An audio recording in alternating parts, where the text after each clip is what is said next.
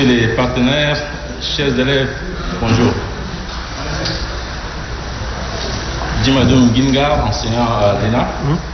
Je vais vous entretenir sur la conférence de méthode prélude au séminaire de formation sur le savoir-vivre.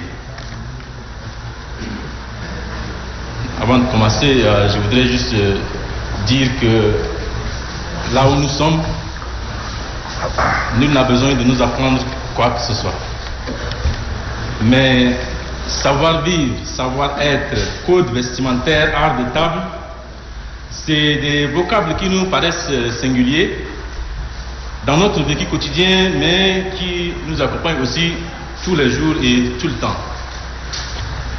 A-t-on vraiment besoin d'apprendre les bonnes manières?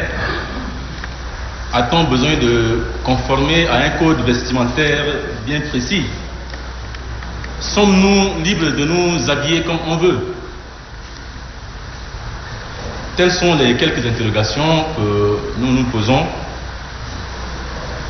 pour dire tout simplement que dans un contexte où les bonnes manières sont ignorées, où les bonnes manières sont pratiquement bafouées, la nécessité de nous les rappeler s'impose parce que peut-être qu'on le connaît déjà, mais il arrive des fois où on les oublie. C'est pourquoi l'ENA a bien décidé d'organiser ce séminaire pour assurer le recyclage et le perfectionnement des agents de l'État qui un jour vont être pas seulement des cadres, mais des hauts cadres de la fonction publique. Donc au final, l'objectif, c'est d'amener ces futurs hauts responsables d'appréhender le concept du savoir-vivre et du savoir-être. En abordant la définition des concepts, il faut tout simplement dire que le savoir-vivre se définit comme la capacité à se conduire de façon appropriée dans un contexte social et culturel donné et à interagir convenablement avec les autres personnes présentes ou à rencontrer. C'est l'ensemble des règles de politesse. Avoir une bonne éducation est la base de toute vie en société. Le savoir-vivre est tout un ensemble de codes qui permettent aux gens de communiquer plus simplement entre eux, de se reconnaître entre eux aussi. En fait, c'est une manière de simplifier la vie. Car dès lors qu'on a du savoir-vivre, on pourrait s'adapter à tous les milieux. Suivant les endroits et les groupes sociaux que nous fréquentons, le savoir-vivre est plus ou moins important ou plus ou moins poussé. Il diffère aussi par moment d'un pays à l'autre. Le savoir-être, qui semble être le frère jumeau du savoir-vivre, est la capacité de s'adapter à des situations variées et à ajuster ses comportements en fonction des caractéristiques de l'environnement, des enjeux et des situations de type d'interlocuteur. Il est un ensemble de qualités professionnelles qui reflètent la manière dont vous vous comportez dans un environnement professionnel. Par exemple, quand vous partagez un bureau avec un collègue ou vous êtes en contact avec des clients, la politesse, le respect et la convivialité s'imposent. Maintenant, comment doit-on se prendre avec le savoir-vivre et le savoir-être dans la société? Ces règles s'orientent dans deux directions. Savoir être soi-même et savoir vivre en harmonie. Être soi-même, c'est imposer une image agréable de soi. C'est apparaître soigné et courtois. C'est s'allier à un bien-être physique et à un bien-être moral. C'est acquérir aussi un réflexe qui, à la longue, fera partie de notre personnalité. En fin de compte, c'est se sentir dans un corps et à l'aise. Cette façon de vivre, de se comporter, est une manière d'être qui rend la vie sociale plus agréable et plus sociale. il s'agit d'enjoliver par des gestes, des paroles et des actes notre vie de tous les jours. Partout, nos activités nous rappellent la présence des autres. Ce sont nos parents, nos amis, nos voisins, nos collègues, nos responsables, et même ceux qui nous côtoient sans les connaître. La règle de bienséance, c'est le respect de la personne humaine. Céder sa place à une dame, par exemple, est une marque de respect. Jeter sa cendre sur un tapis est un acte de mépris à l'égard de la personne qui nettoie. On les appelle généralement les techniciens de surface. N'oublions pas également cet acte ostentatoire qui se passe chez nous, où souvent on a cette tendance à jeter des billets de banque sur un artiste, je sais pas trop, un chanteur, qui semble être un matuvisme plutôt que de rendre service à ce monsieur-là. Ou encore, quand nous voyons des femmes qui vont dans une cérémonie ou bien, je ne sais pas tout, même au bureau, qui s'engouffrent des parures et des trucs ostentatoires. Bon, ça attire l'attention, mais au final, qu'est-ce qui se passe? Les gens vous trouvent plutôt ridicule que beau dans cette parure-là. Donc, à partir de la définition de ces concepts, nous allons voir les codes vestimentaires et l'esthétique. Chacun a un goût. Quand on se lève le matin, on se dit, mais quel habit je vais porter? Comment je dois porter cet habit pour sortir? Mais il arrive que ces façons de s'habiller sont réglementées. Si nous devons partir à un séminaire, si nous devons partir à un travail au bureau, tout est réglementé.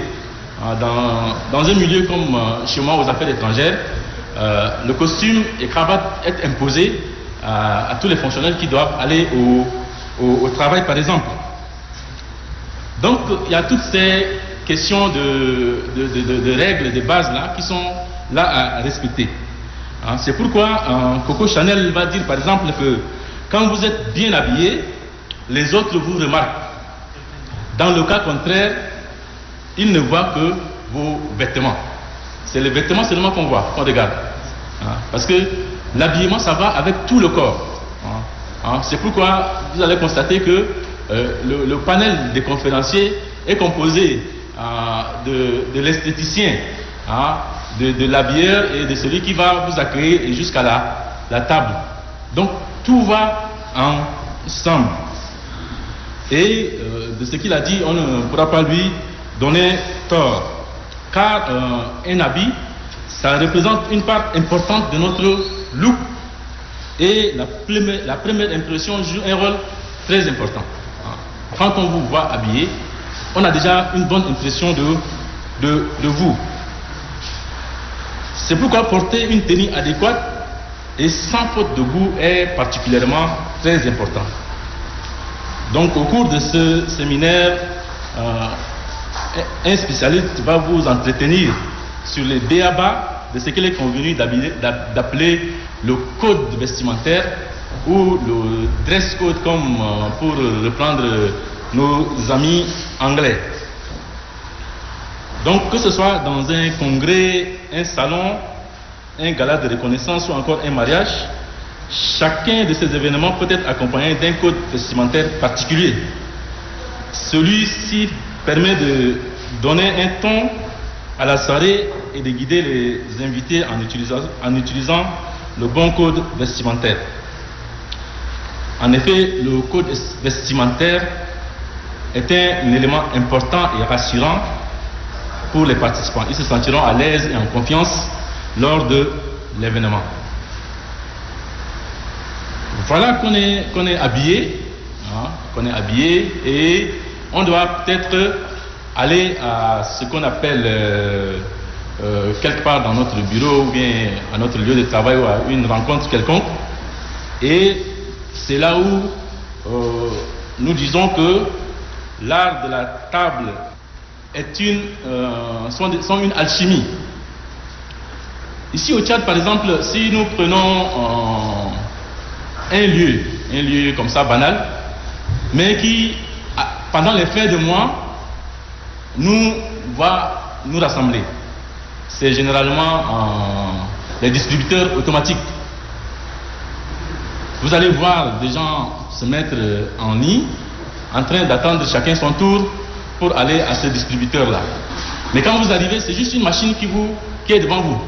Et c'est à vous de manipuler la machine pour sortir de l'argent.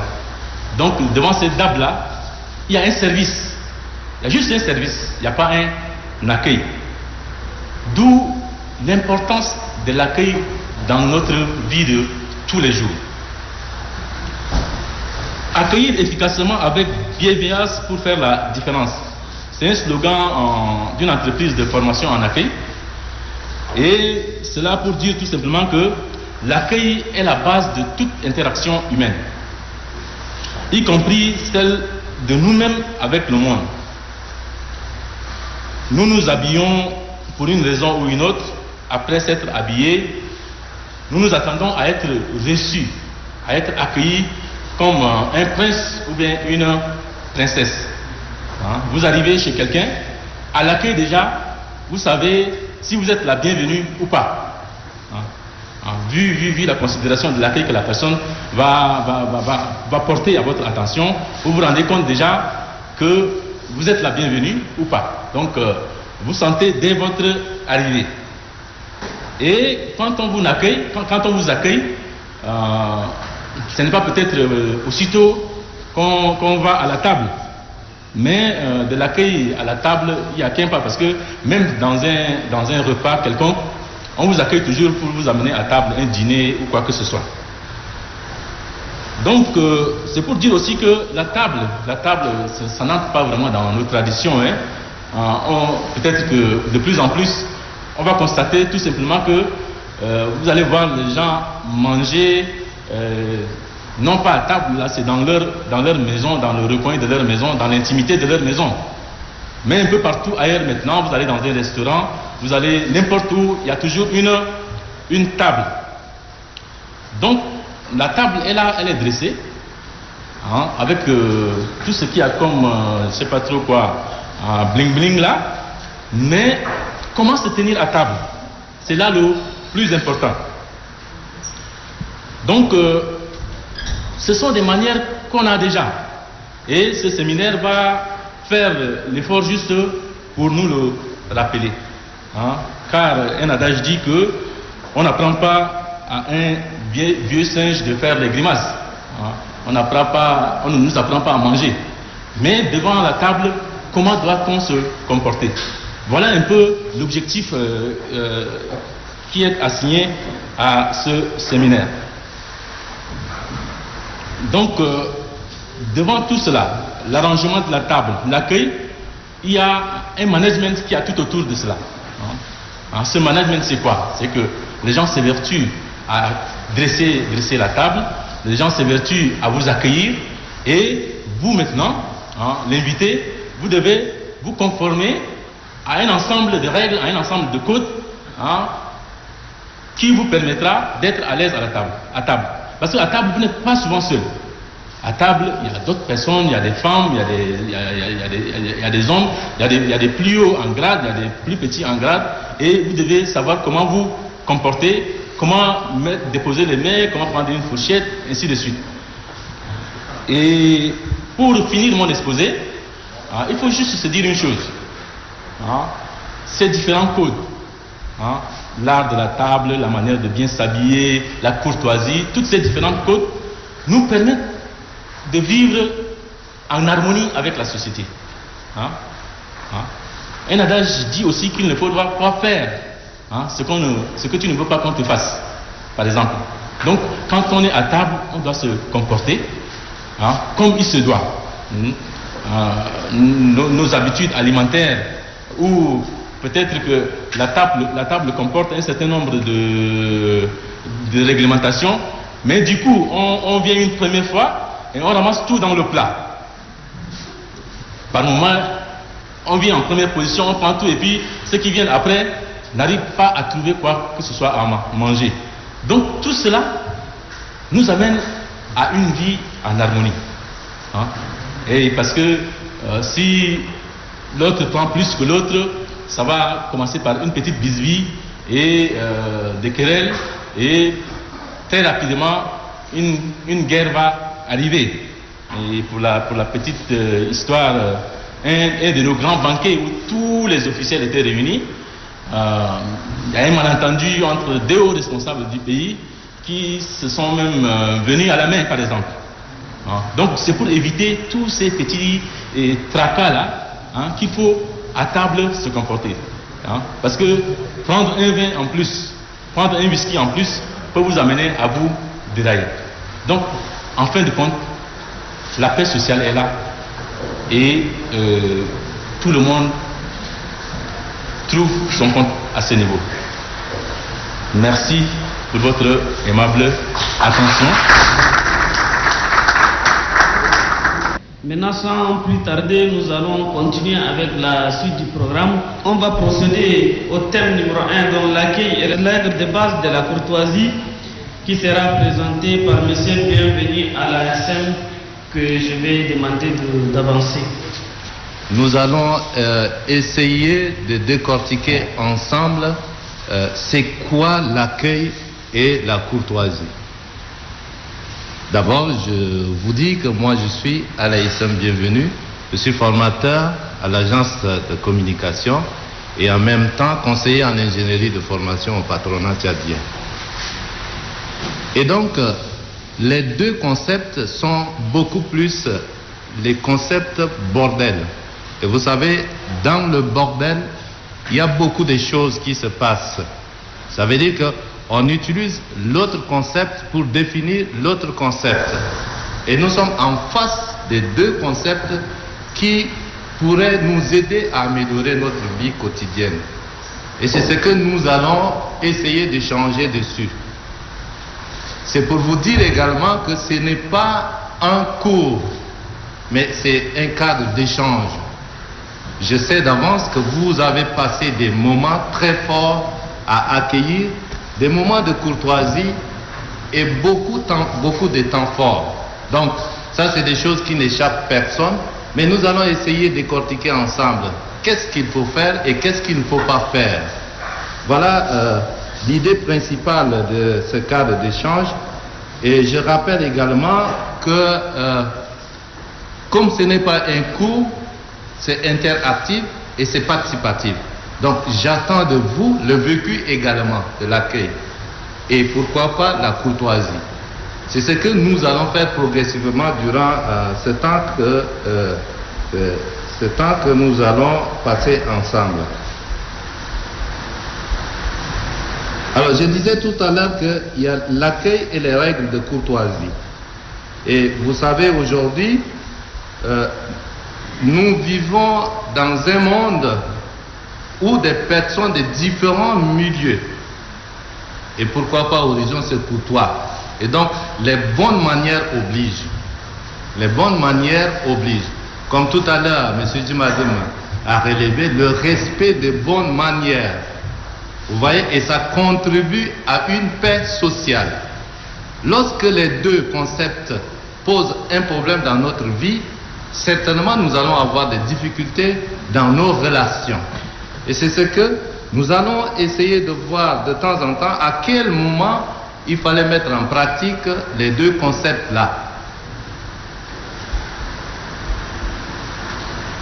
Alors, pour revenir à notre sujet qui est l'accueil, on se pose toujours la question, c'est quoi l'accueil? Dans nos quartiers, dans nos milieux professionnels, on dit on est mal accueilli. Deux fois on dit mais qu'est-ce qui se passe? L'accueil là ne répond pas du tout. Moi je suis une autorité, pourquoi on me réserve ça? Mais pourquoi toutes ces questions? Voilà l'idée principale de l'école aujourd'hui pourrait vous aider en tant qu'administrateur public, comment cela pourrait se réaliser dans notre vie. Vous voyez, Et on se dit, c'est la manière de recevoir quelqu'un. On reçoit quelqu'un. On ne reçoit pas un animal. Vous voyez, il ne faut pas qu'on ait confusion entre une personne et l'animal. De peur que si l'accueil réservé à une personne semble être l'accueil réservé à un animal, vous voyez la différence. Ça saute à l'œil nu. Le jugement est là. Donc, on dit comment accueillir. Et comment accueillir, ici, fait appel à trois aspects importants. Il faut d'abord, l'élément fondamental, c'est souriant. Mais ce n'est pas dans tous les cas aussi. Hein? On verra dans les pratiques. Souriant, chaleureux et rassurant. Pourquoi on doit insister sur les trois éléments? Vous êtes dans une grande salle ou dans votre bureau et vous accueillez quelqu'un qui vient vers vous, il vous dit bonjour et qu'est-ce qui se passe? Vous allongez votre bouche et vous travaillez, vous continuez à travailler. Il insiste encore, bonjour monsieur, et vous continuez à le faire. Ça signifie à quoi? Il y a un problème.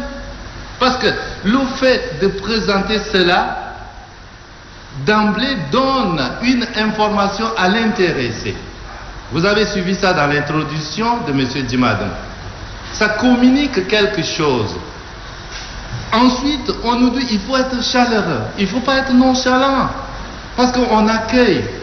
Donc, voilà, c'est pourquoi on insiste sur ça. Et il faut rassurer la personne comme quoi vous êtes disposé à accueillir. Comment ça se passe dans nos milieux professionnels? Moi, j'ai travaillé à beaucoup d'entreprises, mais dans le milieu public, peut-être, ça peut m'échapper. Mais souvent, peut-être, quand quelqu'un vient vers nous, l'accueil pose des petits problèmes quelque part. Soit on l'accueille nonchalamment, soit c'est comme si on ne veut pas de lui, c'est comme si on veut un titre assez important d'accueillir. Est-ce que c'est vraiment ça l'objet d'accueil? Et donc nous avons insisté là pour dire que l'accueil doit être humain. C'est humain. La relation entre deux personnes. Une personne comme vous. C'est pourquoi ça doit être humain. Mais si ce n'est pas humain, alors, vous voyez, chacun a son jugement par rapport à ça. Et ça vient du cœur. On n'oblige personne à accueillir. Si c'est quelqu'un qui vous dit il faut accueillir comme ça, non, mais ça ne vient pas du cœur. Ça doit venir de votre cœur. C'est pourquoi l'accueil doit être humain et ça doit venir de votre cœur, proprement dit, parce que vous êtes disposé à accueillir une personne comme vous. Oublions, on peut oublier tous les titres possibles, mais on est dans la logique où l'approche d'accueil, ce n'est pas l'élément fondamental qui doit être le titre qui va vous attirer là, mais on accueille quelqu'un comme vous. Plus loin, nous avons dit, il faut qu'il y ait la bonne présentation. Bonne présentation qui est liée sur les éléments décortiqués déjà dans l'introduction, le plan vestimentaire qui démontre notre personnalité, notre état d'esprit. Il a tout dit déjà.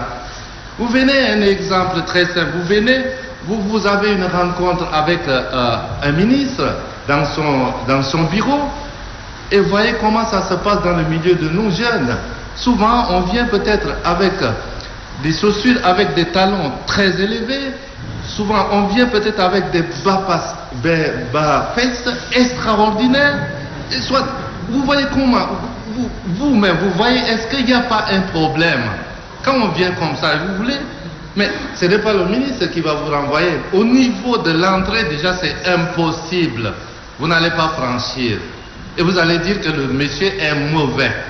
Est-ce qu'il est vraiment mauvais? Posons-nous la question. Et on sait d'avance, quelqu'un qui vient dans ce genre de comportement, on sait d'avance qu'est-ce qu'il va dire. Parce que votre comportement vous trahit déjà. C'est pourquoi on doit faire très attention. Le signe aussi visible d'appartenance, c'est en fonction du milieu. Ça veut dire qu'il y a une variation, il y a plusieurs formes de vestimentaire selon les milieux. selon les milieux. Vous savez que vous devez être avec tel. Voilà ce qu'on doit faire pour qu'on soit aussi bien accueilli. C'est pas du miracle.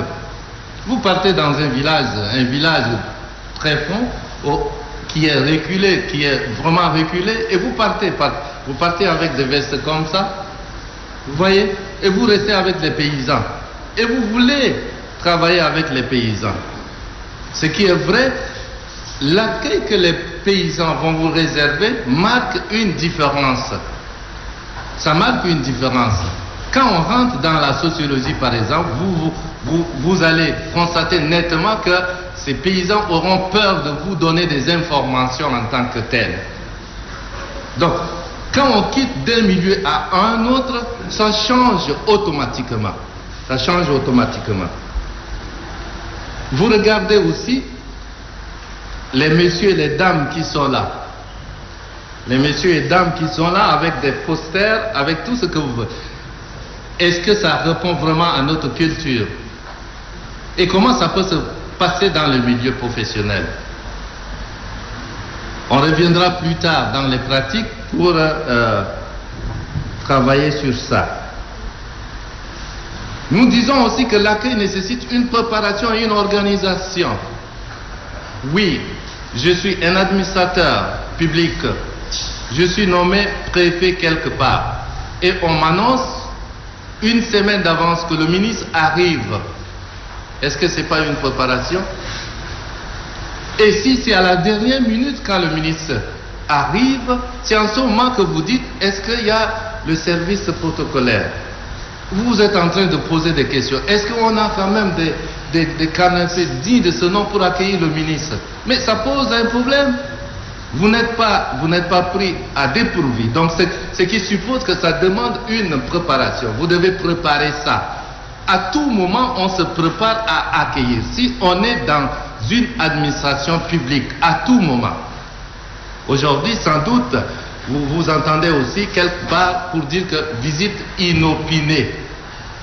Et ce jour-là, vous allez dire, moi je ne me suis pas préparé et il est arrivé. Est-ce que c'est ça? Ce n'est pas un raisonnement. Donc, on est obligé, dès qu'on a cette fonction, on est obligé de se préparer à tout moment pour accueillir quelqu'un. Voilà l'exemple. Dans l'introduction, on nous dit qu'au niveau du ministère des Affaires, qu'est-ce qui se passe? Obligatoire de porter de veste, cravate et venir au bureau. Et si vous ne le faites pas, qu'est-ce qui va se passer? Il n'y a pas un moment de vous demander de rentrer, aller vous changer et revenir. C'est la même chose qui se passe dans les banques. Aujourd'hui, vous entrez dans les banques, comment vous voyez les gens s'habiller? C'est la même manière. Donc, il y a aussi des règles pareilles qu'il faut de temps en temps respecter. Pourquoi l'on parle de l'accueil étonnant, inattendu et parfois surprenant? Ça arrive toujours. De fois on dit boudeur. Vous venez, si vous ne présentez pas vraiment votre posture digne de ce nom, mais il va avoir ça. Il va avoir ça. Donc, on se prépare à être accueilli et on se prépare également à accueillir quelqu'un. Vice-versa, c'est ce travail qui doit se faire. Et l'accueil doit rapprocher et non faire fuir. Vous accueillez quelqu'un, ce n'est pas une obligation de le faire fuir. Une disposition d'accueil, donc ça doit intéresser la personne. Comment doit être la qualité de l'accueil? La qualité de l'accueil. Quand on parle de la qualité, ça veut dire qu'il y a une amélioration à ce niveau-là. C'est pas l'accueil dans un sens médiocre, mais de la bonne manière. Pour quelle raison aussi l'accueil est-il important? Et il est considéré comme élément fondamental de communication. J'ai déjà relevé parce que l'accueil communique tout ce qui va se passer. L'endroit où vous voulez accueillir la personne, ou comment ça se passe, ça lui dit déjà qu'il y a quelque chose. C'est une information que vous donnez par rapport à votre institution, par rapport à votre direction, etc. Donc l'accueil devient en sorte un signe de communication pour vous et pour la personne que vous accueillez. Absolument. On doit se préparer. Le bon accueil est un comportement favorable à la communication. C'est pourquoi on est obligé de parler dans un sens de bonne manière, le bon accueil. Comment on accueille? Si on n'accueille pas bien, vous repoussez la personne. Et si vous accueillez bien, vous donnez encore le goût à la personne de venir vers vous. Si on n'est pas dans une administration, mais on peut aller dans un sens des entreprises et autres. Si vous êtes une entreprise et que vous ne prenez pas le temps d'asseoir l'approche d'accueil dit de ce nom, vous faites, même si vous vendez vos produits à un prix moins cher, des fois vous repoussez les gens. Et sans se rendre compte, vous dites, mais qu'est-ce qui ne va pas? Mais c'est à partir d'accueil. Parce qu'il y a des gens qui ne supportent pas ça quand ils sont mal accueillis. On se dit aussi, ça valorise l'image de l'institution. C'est pourquoi il faut bien accueillir. Si vous êtes chef, comment ça se fait? Souvent on dit, moi je suis chef, je n'ai pas besoin d'accueillir des autres. Non, vous êtes chef, vous avez l'obligation d'accueillir. Vous avez l'obligation d'accueillir parce que votre accueil pourrait vous donner l'information. L'information dans ce qui se passe dans votre institution même. La façon de faire seulement vous donne tout. C'est ce qui s'inscrit un peu dans l'approche managériale en termes d'administration publique ou privée. Donc, vous voyez comment ça communique et que ça valorise votre responsabilité. C'est pourquoi, quel type de comportement qu'il faut adopter à chaque fois quand on est en face d'une personne. Je vais dire également, le plus souvent, on vient dans une cérémonie quelconque.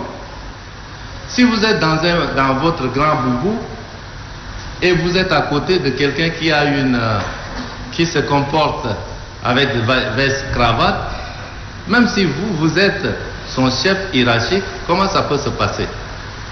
On pense que celui-là, c'est lui qui doit être chef. Et non celui-là. Parce qu'il vient dans un grand boubou avec des babouches, etc. et autres. Donc, on pense que c'est un monsieur qui accompagne. Et comme c'est dans une cérémonie, du coup, les choses se passent de la manière. Parce que les signes d'accueil, tout ce qui doit valoriser l'homme dans des milieux variés, sont universels. Ce n'est pas propre à nous au Tchad. Et on respecte ça. Parce qu'on s'inscrit dans les règles universelles d'accueil. Donc, on soigne de telle sorte que comment ça peut se passer. Parce qu'on est obligé aussi, de fois peut-être, on aura à faire des voyages, etc., des voyages à l'extérieur, que nous allons rencontrer des gens qui ne sont pas comme nous. Comment ça peut se faire? Donc quand on est déjà dans l'administration publique, on est obligé de soigner tout cela. Vous avez écouté également l'exemple que Madame la ministre a donné par rapport à son voyage. Donc c'est pourquoi il serait très intéressant de parler de l'accueil. Vous voyez également ce monsieur, comment il est.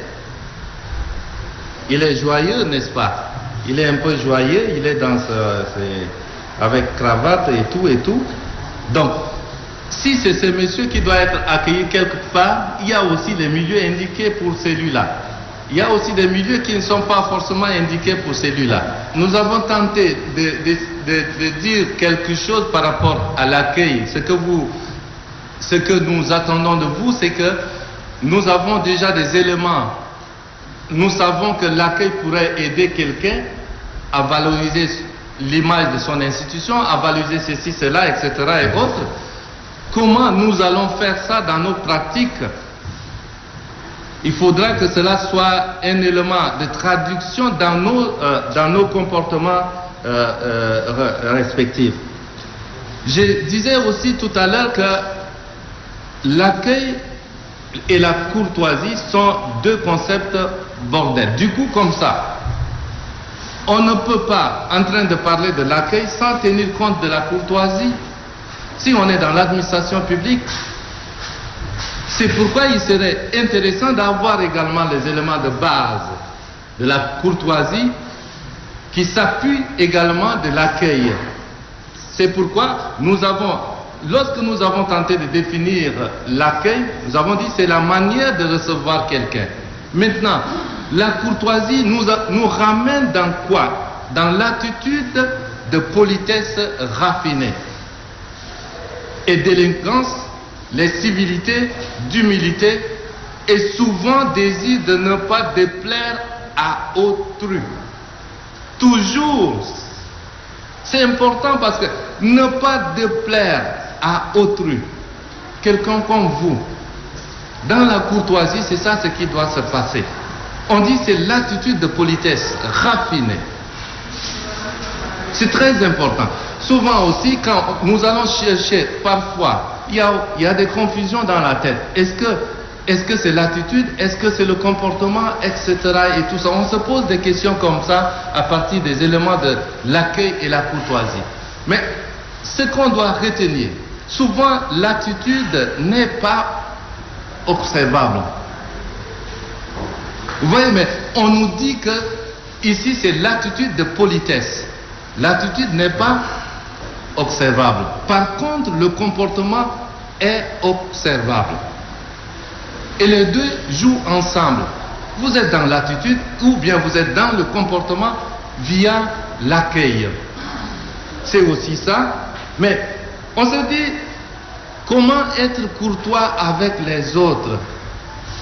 Souvent on parle, quand on discute avec les gens, on dit, il est quand même courtois. Ce monsieur ou cette dame-là, voilà, et c'est comme ça qu'on dit des choses. Mais à l'intérieur de ça, qu'est-ce que nous voulons dire? Le premier élément, application des règles élémentaires de la politesse. Les règles élémentaires de la politesse. Qu'est-ce qui se passe dans notre vie? Sortons un peu que ce soit, on n'est pas dans le milieu professionnel même, traditionnellement. Vous êtes un monsieur un peu âgé, vous venez vers un garçon qui a l'âge de 10 ans, il est assis, comment ça se passe? Quand vous faites votre entrée, vous entrez et vous devez chercher une place. De manière très simple, on nous dit dans notre éducation de base et traditionnelle comme quoi quand un adulte arrive, on cède la place, non? Mais ça c'est un signe de base. Est-ce qu'on a besoin d'apprendre à l'école? Mais si vous aujourd'hui vous apprenez des choses, vous voyagez, vous faites beaucoup de trucs à l'extérieur et vous ne respectez pas ça. Mais à l'égard de la société, est-ce que vous êtes quelqu'un qui est comment? Ça vous trahit de tous les bagages intellectuels que vous avez. Parce que l'éducation de base, on s'inspire également de l'éducation de base là pour construire ce qui est tout ce que nous avons appris de l'école. Parce qu'on est dans le savoir. Alors, tendre ou pas tendre la main lors d'une présentation. Quelqu'un en train de se présenter à l'autre. Comment ça se fait? Est-ce qu'on tend la main avant de se présenter ou on finit avec la présentation avant de se saluer? C'est aussi des principes. Vous voyez comment les deux sont en train de faire. Il est toujours préférable d'attendre que l'on vous tend la main. Elle vient toujours de la personne d'un haut rang ou âgé. Ne forcez pas ça. Pour une personne qui est d'un haut rang ou âgé, on ne force pas. Mais chez nous, dans le milieu des jeunes, on cherche même la main par la force. On cherche la main par la force. C'est que le monsieur fait comme ça même, là, on veut tout faire pour le saluer. Sauf Covid-19 qui est arrivé là, qui nous a donné un peu de la... Qu'est-ce que ça fait? On est obligé de faire avec eux. Voilà. Que dire à la personne qu'on vient de le présenter? Dans la courtoisie, on nous dit de bannir les incivilités. On nous dit également les gestes et les tics à éviter. Incivilité, bon, ça on peut faire avec. Mais vous voyez ce qui est agaçant, c'est quoi? Les gestes qui ne doivent pas être dans certains milieux, on le fait sans se rendre compte. Les tics aussi, on le fait sans se rendre compte.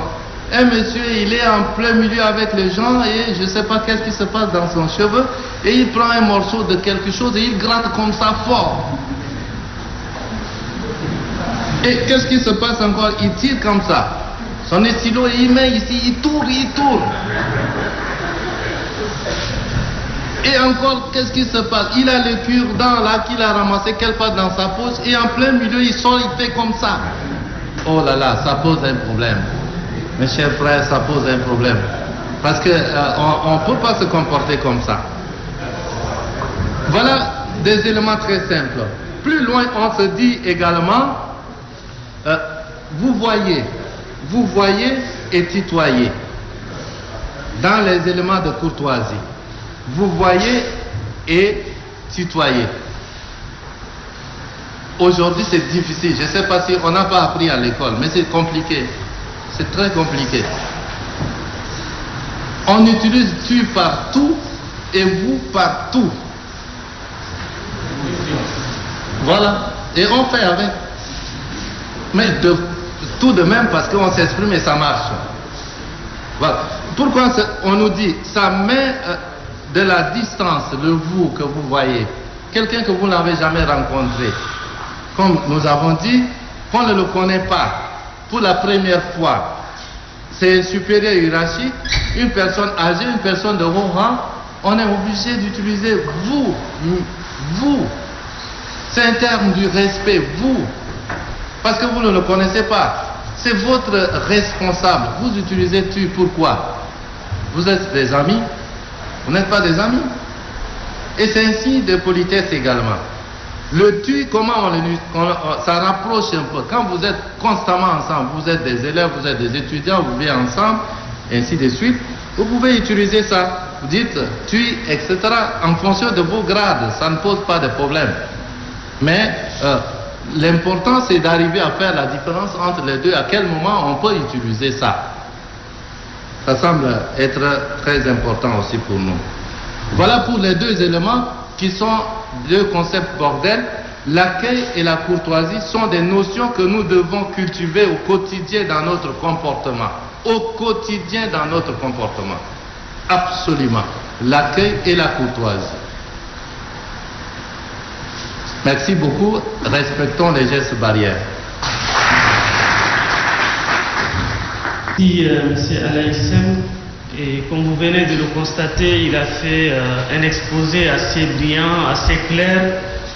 Et donc je pense que vous avez beaucoup appris sur les deux notions qu'il a qualifiées de bordel, dont la courtoisie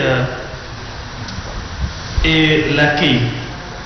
Donc nous allons très rapidement faire balader le micro afin d'enregistrer quelques questions. Nous allons prendre une série de 3 questions et on va les laisser ensuite répondre à ces questions. Je vous remercie. Vous avez dit qu'il faut écouter la personne qui vous parle. Mais à supposer qu'il y a des gens, des fois quand ils commencent à parler, ils peuvent vous prendre toute la journée. Donc est-ce qu'il faut les écouter du moment où il y a des gens qui vous attendent? C'est ça ma préoccupation. Et puis la deuxième, c'est par rapport à la présentation. Vous avez dit qu'il faut être debout pour présenter la personne. Ça, c'est de bonne manière. Mais si vous êtes tous assis, est-ce qu'il faut s'élever ou présenter seulement la personne étant assise? J'ai eu une situation un peu embarrassante lors d'une veillée mortuaire. Là, un monsieur de haut rang est arrivé, il nous a trouvé en train de faire des travaux pour l'installation des bâches et autres, et il m'a tendu la main. Moi, évidemment, j'ai refusé de le saluer et j'ai fait un geste pour lui signaler que j'avais les mains sales. Alors, à ce niveau, est-ce approprié ou inapproprié? Voilà, la question de M. Koumar portait sur les gens qui parlent par moment et qui parlent trop. Vous êtes en face d'une personne comme ça, comment faire? Généralement, ça se fait. Ça se fait dans le domaine de communication. Le regard. Vous avez en face de vous un regard fixé sur la personne qui parle. Vous comprenez à peu près à quel moment il va mettre un point ou soit la virgule. Face à face. Mais ne le coupez pas de manière brutale. Vous faites semblant d'accepter à 100% ce qu'il vous raconte. La deuxième question porte sur si vous êtes tous assis, c'est ça? Comment on peut faire? Mais vous-même, vous voyez ici dans cette salle-là, nous sommes 20 ou 40. Et si vous êtes assis en train de présenter les gens, est-ce que c'est normal? Vous êtes en train de faire un travail, c'est comme si vous êtes c'est la même chose comme un modérateur qui s'assoit et en train de parler. Comment Youssouf, c'est M. Youssouf, n'est-ce pas? Youssouf est en train de faire. Il se lève et il vous parle. Quand vous êtes debout, c'est une manière de dominance. Ça permet à la personne de vous regarder. Et votre voix peut porter aussi loin. Mais quand vous êtes assis, deux fois, l'endroit même domine votre voix. Et vous parlez dans la gorge. Et quelquefois, personne ne vous écoute. Donc l'idéal aurait voulu de rester debout avant de présenter les autres. Monsieur Oumar, je pense que j'ai répondu à votre question. Deuxième question, deuxième personne, c'est monsieur, je n'ai pas pris le nom. Abazen. Ok, voilà. La question était liée à la salutation, je pense. La salutation d'une femme, le contexte culturel et tout ça. Il voulait faire la balance entre l'éducation ou la tradition africaine et européenne. Tout à l'heure, il disait que c'est une obligation, une femme doit faire ça, etc. Mais je pense, à mon avis, qu'au Tchad, comment ça peut se faire? Parce qu'on est obligé de maîtriser le savoir-vivre. Si on est dans un milieu professionnel, c'est différent. Si on est dans un milieu traditionnel, ça semble être aussi différent par moment. Vous avez relevé qu'une femme doit, je ne sais pas, doit saluer et rester debout quelque part. Je ne pense pas trop fort parce que quand vous voyez du nord comme au sud, quand les femmes veulent saluer une personnalité, comment ça se fait? Il y en a quelquefois des choses viennent s'asseoir loin, courbés et tout ça pour saluer, un signe de respect selon la tradition. Mais elles ne restent pas debout. Mais dans le principe universel ici, c'est que ce qui est dit, c'est dans le contexte universel. On n'applique pas dans tous les cas. Parce que dans la société, il faut savoir comment vivre là. Et cette manière, je me rappelais toujours des jeunes qui disent que moi j'ai fait la philosophie et que voilà, c'est ça, le contexte philosophique oblige de réfléchir comme ça. Mais quand vous êtes retrouvé avec les gens du village, est-ce que vous allez appliquer votre philosophie? C'est une barrière pour vous. Donc, ça varie d'un milieu à un autre. Et c'est ça, ce qu'on appelle dans le jargon aussi le management pur dans son sens d'administration, etc. et autres. Parce qu'en apprenant ça, vous êtes en train de faire plusieurs choses avec plusieurs personnes à peu près pour ne pas les déplaire. Et vous avancez toujours positivement.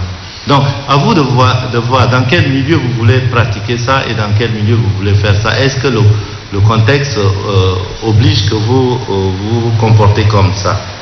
C'est cette manière, peut-être ça. C'est aussi sage comme ça de revenir et expliquer. Lorsqu'on explique à cette personne, on l'apprend encore quelque chose. Parce que l'apprentissage ne se limite pas seulement à vous, mais c'est une transmission maintenant. Et depuis ce jour, vous rencontrez cette personne pour lui dire non, je n'ai pas voulu faire ça parce que je suis sûr aussi que lui, il mettra ça quelque part pour transmettre à une autre personne en disant aussi qu'il y avait un jour, je voulais saluer quelqu'un et il m'a rassuré que voilà, il y a telle chose qui va se produire plus tard. Donc vous voyez, c'est une forme d'éducation. Mais du coup, qu'est-ce que vous allez faire? Peu importe l'interprétation, il va trouver anormal. Il va trouver anormal. Mais c'est de faire un effort. Est-ce que cet effort a été fait après ou non? Si ça n'a pas été fait, puisque c'est quelqu'un que peut-être qui n'a jamais été à l'école, il ne va jamais comprendre aussi ça. Donc je dirais simplement de rapprocher après, lui dire au moins c'est un petit mot par rapport à ça.